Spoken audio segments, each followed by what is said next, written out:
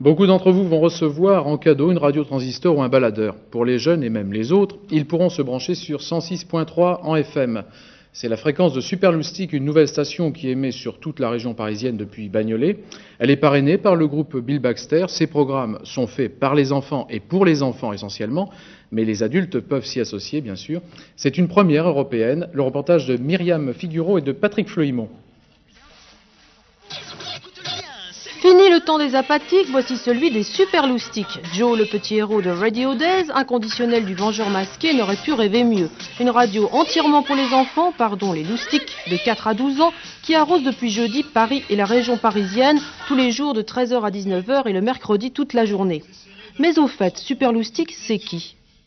Superloustic, c'est un personnage, c'est un singe-canard qui est juste à côté de moi, qui est vif, malin, courageux, c'est un espèce de Superman des enfants.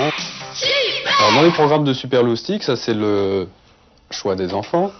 On a voulu privilégier deux axes. Le premier axe, c'est un axe Spielberg-Walt Disney, donc c'est les loisirs, la chanson, la musique. Et puis un axe beaucoup plus culturel, et qui reste ludique, mais qui s'adressera notamment aux écoles.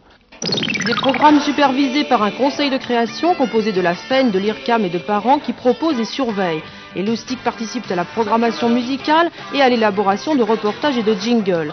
3 animateurs entre 18 et 25 ans vont être recrutés. Côté financement, pas de subvention publique, mais sponsoring et mécénat.